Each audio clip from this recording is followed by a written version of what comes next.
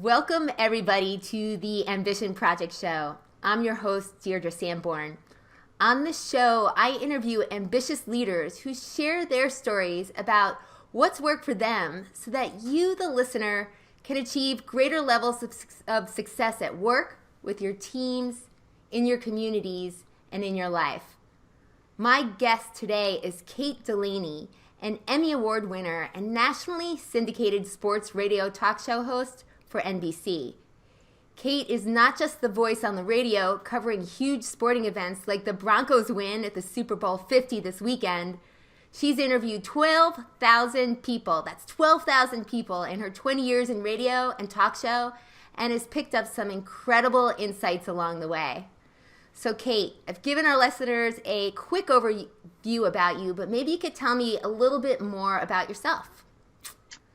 Well, it's interesting you'd mentioned the sports radio, and I'll tell you what, it wasn't easy to get into sports radio because the first couple of times where I knocked on the door, I was rejected. I had one man say, "Ooh, nobody likes a woman doing sports, and nobody even likes a woman on the radio." So I thought, wow. And I was doing television news at the same time, but all the men around me were so encouraging, and they said, no, you are good at this. Don't listen to somebody who tells you can't do it. And of course, I wasn't listening. I was just following my path and pushing that aside. So it took me probably an extra 2 years to get into sports radio, and I stayed as a news television anchorwoman in California because it was tough to crack that door open, and finally it did, and it was like, woo, I've arrived. This is where I belong, and I never looked back since then. So I think there's detractors to females actually doing sports on the radio still, and I think there's a lot of positivity, and there's a lot of men who work in the industry that really don't see it that way. So it's like you cracked the code a little bit, but for a while there, you were an anchor woman in California. So you're more accepted in one niche, if you will, but sports talk radio is a little bit harder, a lot of bit harder. Absolutely. I was completely accepted in television news. I had skins on the wall. I knew how to cover stories. I was the lead anchor. I had no problems there. But when it came to making the transition into sports, there was definitely some pushback to that. But I found, like I mentioned, that there were enough people around me that were supportive, men and women, but certainly lots of men. It was just the gatekeepers, the people that would hire you, that weren't as interested. And finally, I found some terrific people that were. And the funny thing was, Deirdre, a lot of them were in very big places. So New York City, Mark Chernoff, who was program director for WFAN, and he was, in fact, the guy who put Howard Stern on the map. He was Howard Stern's PD. And then currently now, for example, I work with Jack Silver, who's the PD of the NBC Sports Radio Network, and he couldn't be more encouraging. Wow. So I hear for 2 years you kind of throttled yourself back, but you did have supporters around you. Tell me a little bit about what shifted for you during that 2-year period, because you did have people around you who were supporting you. And then what was that breakthrough event where you met the man in New York who brought you into huge markets?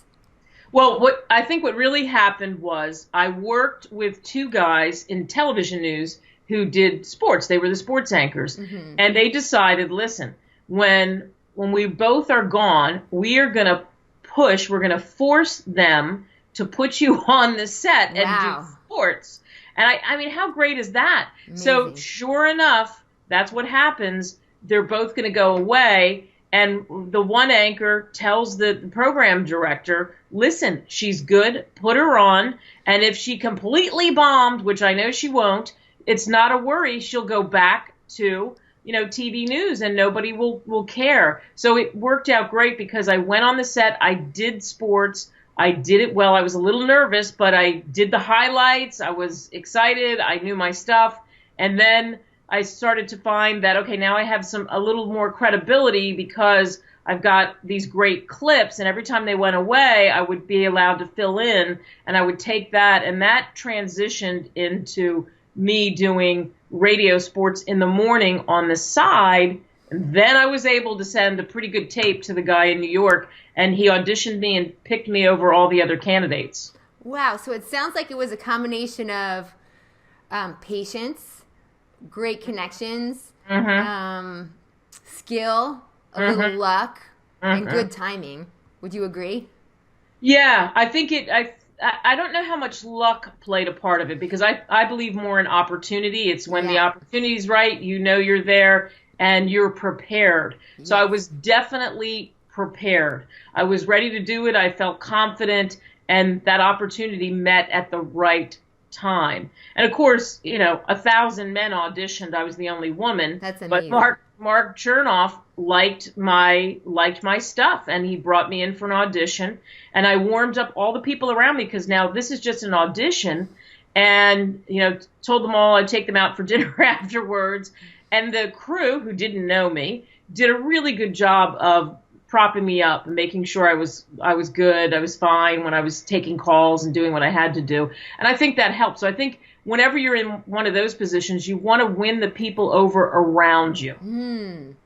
So that's the power of networking. Not only were you very well prepared and clearly you have a love of sports, but also you took care of the people around you who are supporting you in the journey to trying to take that next step.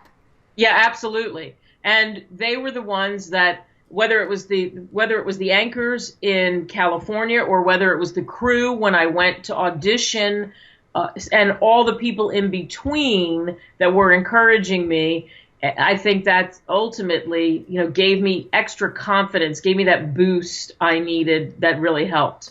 That's great. And would you say you have the gift of networking, or do you have something that's special that other people can't really achieve, or is this something that others can do as well? In other words, do you have any tips or strategies for people to help networking work best for them? Yeah, I think you hit the nail on the head.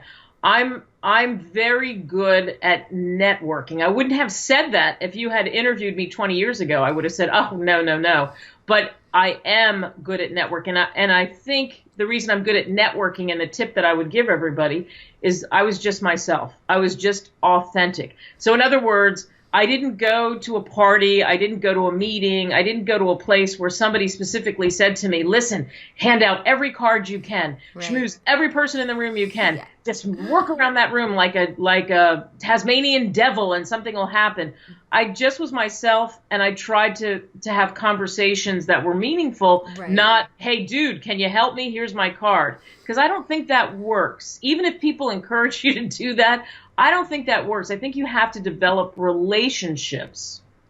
Well, it feels like a one-way conversation when you're trying to get someone to do something for you, right? So the powerful networking opportunity is how you can work in concert with someone to achieve an end that's a win-win situation. Would you agree? Absolutely. I think the one-way street is very difficult. But listen, I bet for everybody listening, all of us have been there, because somebody tells you that's what you need to do, or you think, geez, it's my fault. I read a book. I'm supposed to run out and I'm supposed to just talk to everyone. But that's not really how it works, because it's uncomfortable when you kind of barge yourself into the middle of a conversation or into a circumstance where it doesn't really fit. There's a way to massage that. And I think that's the key. It's learning how to just be yourself and how to massage those moments and let it go if it doesn't work out, and then circle back around. So it's being comfortable in your own skin, trusting that who you are is exactly who you need to be, perhaps. Yep. And then would you say there's something about depth of relationship versus breadth of relationship, trying to touch as many people as possible versus like getting to know people better? I think it's a combination. That's a great question, because if somebody tells me I need to meet somebody and they tell me, well, they're going to be here, so make sure you meet them, there is still that aspect of it. And of course, they're not going to know me that well in the beginning. So initially, you have to take that leap and you have to make the connection. So initially it is kind of like just a first blush, and you wait and you see and you try to develop something there. And I think the more you develop it, the deeper it gets, the more connected you become, the more clear everything becomes around you as to what you're trying to achieve, and can this person that you're connected to help you, and vice versa. What can you do for them? Right, I think the key thing is also, what can you do for them? Yeah. Yeah. So you've interviewed some pretty incredible people during your career. 4 presidents, LeBron James, I think most recently Peyton Manning after Super Bowl 50. Tell us a little bit about how you've generated those contacts, those connections, and what's it meant for you. Tell us more about like how those experiences were for you. Well, those experiences were great. I mean, I've interviewed some really incredible people, not all of them giant names, but so many that you mentioned obviously are household names, iconic, etc. And Peyton Manning, I've known him his entire really football career, from the time when he was in college, the first time that I interviewed him when he was at Tennessee, wow. And then moving forward throughout his career. And he was always just a very gracious, a terrific interview, had great insight into the game of football. He has a really dry sense of humor, so he was funny. I wasn't surprised when the commercial success happened in the spots that he did with his brother, or commercial spots that he did by himself. So what happened was, along the way, I wasn't afraid to reach out to get guests that were big guests, whether I wanted to reach out to somebody because they had something of interest, I thought, to the listeners, mm-hmm. or they just had this huge name and I knew immediately people would recognize them and be excited about it. I mean, it's human nature. You can't help it. When you say, hey, tonight we have LeBron James on and he's going to teach Kate how to pick up basketball, people are going to pay attention to that. So I wasn't afraid to, in the sense of getting guests, I wasn't afraid to reach out to anybody. And if I was rejected, I was rejected. And then I would just move on to whoever the next person was on a list. I made a giant wish list. Who are the people I really want to interview? And I would start to chip away at the list. And I had 150 names on it. And I've interviewed every one of the people on the list. Wow. So it sounds like people are pretty generous with their time. And you just go for it. You ask people if they'd interview with you. And generally they say yes. Yes, generally. I mean, there were people that would say no, or you'd have a scheduling conflict. It would depend. But generally, I have had and still do have pretty good luck with that. And maybe part of that is my approach. And also now my reputation may help a little bit. It doesn't hurt where I am in this space now to have NBC, which is a giant network behind me, and to be on 400 affiliates and have 3 million listeners. So now my career has turned itself around where I'm not trying to get to that point. I'm at that point, and I think that helps a little bit.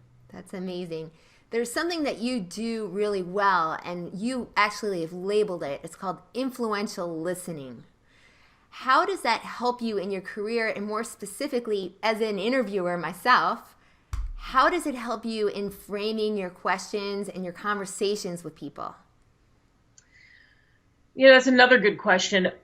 To me, what happens in conversations, whether it's an interview or if it's a work-related relationship or anything in your life, what happens is, we've got one mouth and 2 ears. And scientifically, it's proven that we really only use the capacity of hearing 25%, wow. Which is amazing. That would be like a lousy baseball player. You would need to get up to the majors for a cup of coffee. You'd be in the minors for the rest of your life. Yes. So that's all of us. I mean, we're talking brilliant people, all kinds of people. So already you have to work at it.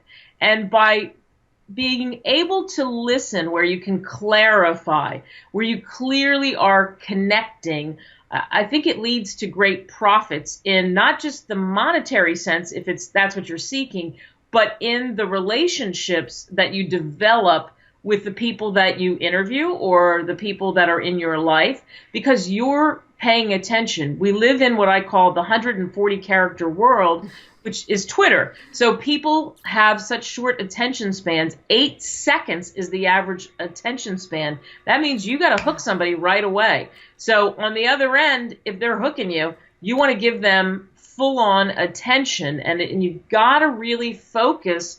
And if not, especially if it's something important, I think you should reschedule it. If you can't take a breath and you can't clear what's on your mind, then, and that's another thing, here's a great statistic for you, not to bore everyone to death with statistics, but in your brain at every minute, this is also a scientific fact, you are going through 40 to 70 thoughts a minute. 40 to 70 thoughts. I thought that was ridiculous until I contacted somebody from Princeton and somebody from MIT, and I verified that fact.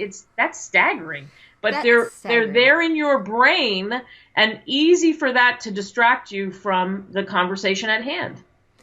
Do you have any tips or strategies? Those are amazing statistics, only using 25% of your listening capacity, having so many ideas going through your brain at once. Like, how do you focus and tone down the internal clutter and really become present with somebody, especially with you? I mean, that's your career, so you're a superstar at it. Do you have anything you could share with the listeners that can provide them with guidance on how to do it as well as you do it?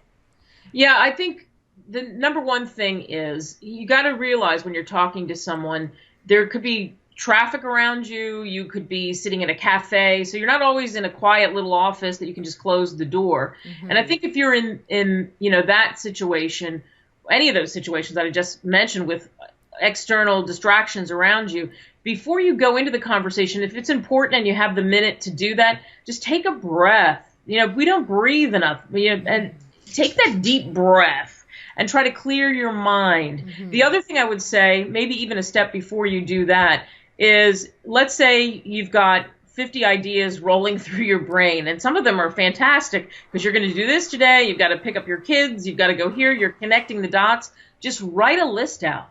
And on an iPhone or an Android, there's a notepad, because I know it's not like we're walking around like Lois Lane with our reporter notebooks and our pens, but if you can write it down that way, or write it down on the iPhone. So just push it aside. You've got it out there. You're not going to lose that thought for your next great novel, or to pick up your son from school, or to do whatever it is you have to do. And now just push it aside and leave it over in a different spot. And you'll find that it'll be easier to focus on what's happening, I think, in that conversation. I think that, to me, that is the number one tip to trying to focus on what's happening between the two people. That's a really great tip, Kate.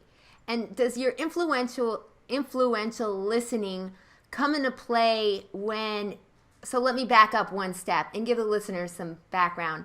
You've been the chief operating officer of the Golden Broadcasters radio network and negotiated several $million contracts. Listening, I know, is a key component of negotiations.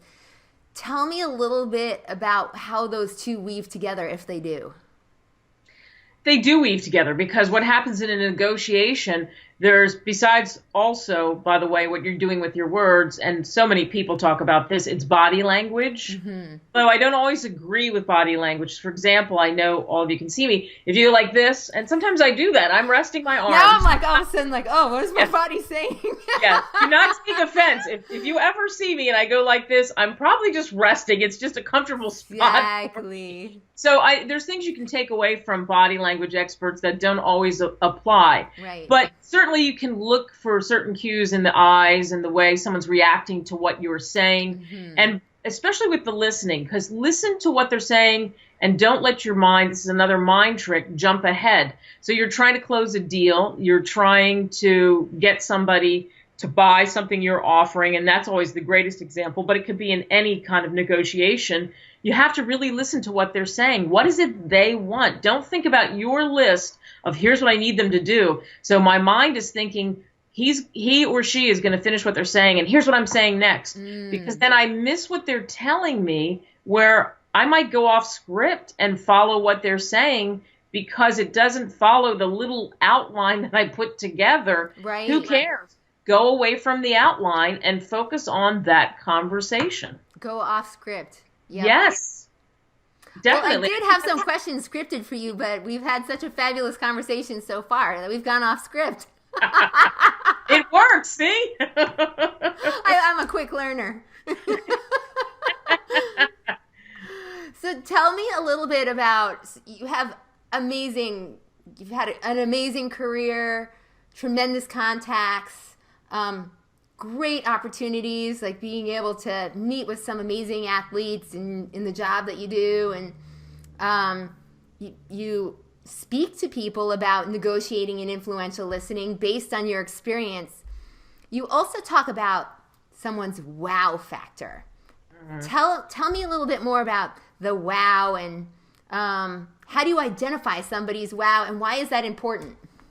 Well, the wow is important because think about this. How many times do you have the contacts that we were talking about before in your life where you meet somebody and who knows the kind of connected relationship you could have, whether you're maybe on an airplane, whether you're at a luncheon and you don't know the people at your table. Perhaps it's someplace else where you're waiting in some line somewhere. Who knows? There's a million points of contact with human beings. And often the conversation will turn to, hey, who are you? What do you do? Where are you from? That kind of stuff. So can you clearly, going back to the 8 seconds, can you clearly, confidently define who you are and what you're about? And it doesn't have to be that, well, I have this label, I'm an attorney, mm-hmm. I'm a Supreme Court justice. Mm-hmm. Notice how I go for the high. I'm a member of Congress, I'm a teacher, I'm an athlete. It doesn't have to be that. It could be anything else. It's what you think really defines you. I'll give you a quick example. I have a friend who's a florist, and he's in New York City, and of course there's a million flower shops, and his business wasn't down in the dumps, but it wasn't doing as well as he had hoped it would be. So I told him, what do you tell people you do? Well, I'm the flower guy, yada yada, and I hand out my cards, and it has the flower address. I said, why don't you tell people, how many flowers do you think you've sent to people or people have ordered? And he said, over 1 million. And I told him, tell people the next time, I'm the guy who puts the smile on 1 million plus people's faces in Manhattan. And then boom, somebody stops and they say, what do you mean you put smiles on people's faces? Oh, because I know how to arrange flowers in incredible ways that are mind-blowing, whether it's a sad situation, a happy situation, whatever it might be. And see the difference between I'm a florist or I put 1 million smiles plus on Manhattan. Can you imagine? And that's less than 8 seconds. And it really kind of kicked open the door to other conversations with people. And he swears that it led to probably 30% or more bump in his business. Wow, that's amazing, because I think most people would be like, wait, how do you do that? And so it comes back to the experience, for the direct experience, or even appeals to people's emotions as opposed to you labeling yourself as a product or service. Well, you said it. How do you do that? So that means you're going to have a longer conversation with my friend, because he didn't just say, as we were handing cards around at the Chamber of Commerce in downtown Manhattan, oh, I have a flower shop. There's just a difference in his passion and his tone and the excitement over what he does and what he's passionate about. And then it makes, if I had met that guy, I'd be like, I want to be one of those people. You put a smile on my face, too. Exactly. That's fabulous. Yeah, it intrigues you. Yes, it does. It does. Well, is there anything else about you? What is your wow? And is there anything else you want to share with the listeners about Kate Delaney?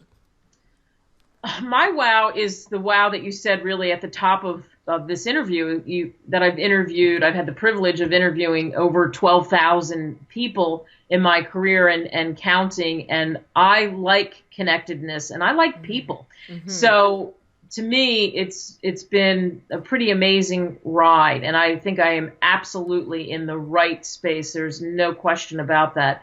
And that has to do with the wow, meeting influential listening, meeting all those right moments in my life where I was ready for the opportunity. And I would tell anyone listening, whether you're frustrated or whether you're where you are and you think, ooh, what's next? You keep digging, you keep doing what you love to do, whatever it is. and eventually those roads will collide, because I am absolutely living proof of it. And there are thousands of people that could tell you that story. Amazing. Well, you've already been a wealth of information. Are there any products or resources that you'd like to share with the listeners to help them achieve similar breakthroughs in their life as you have? Sure. You can go to my website, katedelaney.speaks.com, and there's I've got a couple of different offerings. I speak to all kinds of groups because they ask me how to find their wow. They ask me, organizations have me come in, a lot of corporations, and I'll take 12 people at a time, usually, if it fits, if it's the right fit. And we go through that and go through projects they're working on so they can better achieve what their goal is ultimately at the end.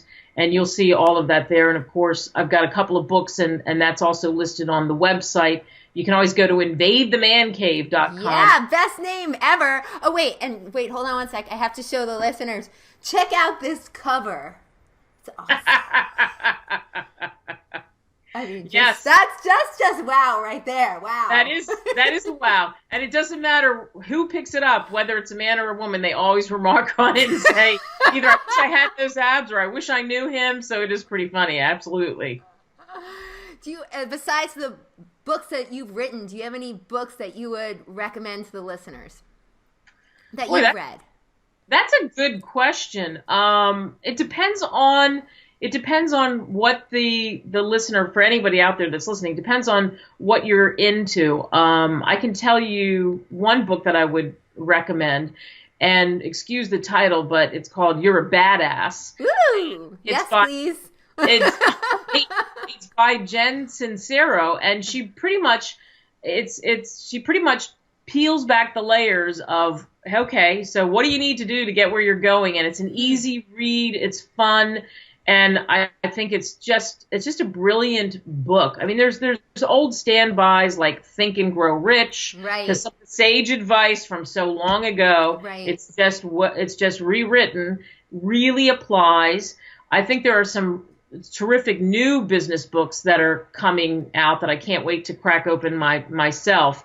But there's a wealth of information out there, and it depends on how you like that information. And I think a smart thing to do is, we still have libraries. Either go to the library, or you can do it electronically and dig through the business section and look specifically at the titles and what the subtitles are to see where that may apply to you. You can never, ever read enough. Every day I read at least a half an hour, even if I'm swamped. And there's days when I don't know how I do it, Deirdre, but I do it. And I read. It's because you're a badass. That's right.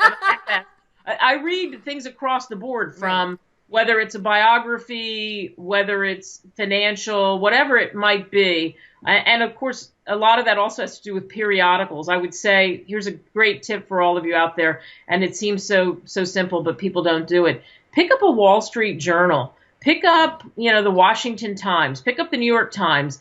Pick up the LA Times. Get a different flavor for what other people are talking about around the country. And you don't have to actually physically pick up the paper. You can go, obviously, online and do that. Read a couple of articles. Get a sense of what people are doing around the country, and educate yourself. And that current event knowledge is powerful. So what I hear you saying is being informed is crucial to your wow, to being able to engage with people, and information is power. Absolutely. And because, again, that's something else in your arsenal. When you're well informed, the depth of your conversation can only be better. I mean, if you only do one thing, for example, like I'm new into running. I used to run, and I like to run, and I think you like to run. I love and there's to run. really, there's Runner's World, there's a million magazines. But imagine if all I did was read Runner's World and I didn't do anything else. Well, I could tell you everything about the latest wear and what you should get for your feet and all that, but I wouldn't be able to tell you what else is happening in the world. I think this is what I would really attribute also to part of the success I've had. I'd have to give credit to my mother, because we grew up, my brother Patrick and I, in a really well-rounded household. It was important for her to not only take us to the ballet, even if he went kicking and screaming, but to take us to baseball games, to take us to museums, to take us to see other cultures. We flew to Venezuela and you don't have to be rich to do this, and we certainly weren't, when we were, 8 years old, because she wanted us to see how other people lived. And I think the more open-minded you can be, the more you absorb that information, it's that much more powerful as when you go out into the world, what you're putting out into the world and what comes back to you. Right. And so, wow, thanks, Mom, for being an influential mentor to Kate. And I think all parents need to take that in consideration, is how they're expanding the lives and the minds of their kids. Yeah, absolutely. It's easy to have tunnel vision because you know what you like, and a lot of it is probably fabulous, but it's good to see what else is out there. And I think to introduce that, and at a young time in your life where you're wide-eyed and ready to absorb perhaps a little bit more, some of those opinions aren't completely formed, you're not a brick wall yet. It's I think it's really changed my life and my brother too as well. Amazing. Well, one last thing. I like to close out my shows by asking my guests if they have a favorite ambition quote, or to share with the audience, what does ambition mean to you? Do you have something you'd like to share with us? Yeah, my favorite quote, it's one that I really live by. I used to, and I still do. I have it in my office, and it's just so ingrained in my brain. Leap and the net will find you. Ooh. I know there's probably different versions of it. I'm sure there is. But to me, that meant, you know what? There's no harm, no foul. If I don't take a chance where I'm going to be in the same place today that I was yesterday, that I was last year, don't be afraid. Don't be afraid to take the chance, because the net will find you. And I really believe that. And because of that, I'm not afraid to strike out and try lots of different things, whether they fail the first time, the second time, the third time, or maybe I find it's not right and there's a better avenue to get where I'm going. Just don't let life beat you down, or other people. I would say the leap in the net will find you. You want to surround yourself with people who feel a similar way. Right, that's important. Versus the energy suckers, because what happens, I think, often, Deirdre, is that people who feel like they can't achieve it, or they're afraid, fear is very powerful. Inertia is a powerful thing. And the people around you, if they're living in that bubble, they're going to encourage you to do the same thing, because they don't necessarily want you to leave the nest of negativity, I'll call it. So just remember that. To me, that's what ambition means, that you're not afraid to take a chance. You're not afraid every day to wake up and say, wow, I'm alive. What's new? What can I do next? Where am I going? This is fun. This is great. And make it fun. I think too often... Fun is so important. Yeah, I think too often... I mean, I love business. I love sports. I love running, I mentioned. I love all kinds of things I'm into. And I don't want to do it if it's not fun, if that makes sense. Mm-hmm. And maybe that's because that's how I've lived my life, with that leap in the net will find you theory. And I think that has to do with fun. Don't be afraid to strike out. Well, you've definitely modeled leap in the net will find you in your life. And you've done an amazing job of surrounding yourself with people who've supported you and overcoming the naysayers to really go for what you were passionate about and ambitious about. So thanks for joining us on the show, is modeling what ambition means, and for sharing that quote. I just want to close out by saying, if you have anything else to share, I know you had mentioned you had an influential listening tip sheet. Is that something that you can share with the listeners as well? Oh, yeah, absolutely. In fact, go to Kate Delaney Speaks and download it, and all the tips are there, and they're in depth. So it tells you what to do, not just here's a tip, like make sure you forget the distractions around you and figure out a way to do that and clear your mind. It goes a little bit deeper than that. So if you go there, you'll see those tips. Well, I'll include that on the link to this podcast as well. So you can find these links to the resources and everything else we've been chatting about in today's episode by going to theambitionprojectshow.com. And to learn more about Kate, I'll repeat, go to katedelaney.speaker.com, or you can find her on Twitter at Real Radio Talk. So if you've loved this show, you'll definitely want to join our Facebook community, and I look forward to connecting with you there. So just to wrap up, my mission is to spread big ideas from ambitious leaders like you, so that more and more people can learn from it. Is there anything I can do to make this interview a win for you?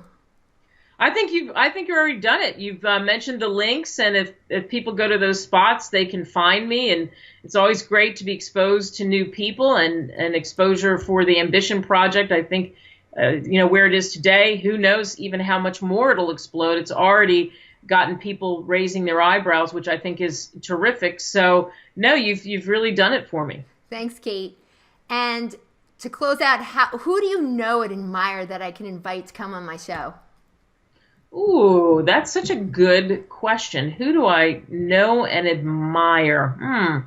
Well, I'll tell you who I know and admire, and it's somebody who I believe you've met as well. And she's somebody kind of new in my life, but she's had a great impact in a short amount of time. Her name is Connie Podesta. I love Connie. Yes. And for most of the people listening, even if you're not a speaker, trust me, you probably know who she is. If you don't, if you look her up immediately, you'll see that she's had massive influence because she's spoken to people all over the place, all over the world, in different industries, and people remember her. She's not easy to forget, and she really embodies also the whole idea of fun, of spreading information in a palatable way.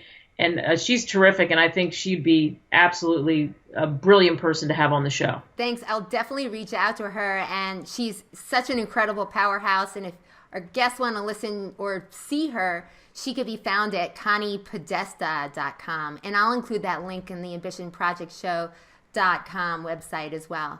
So, Kate, the interview is officially over.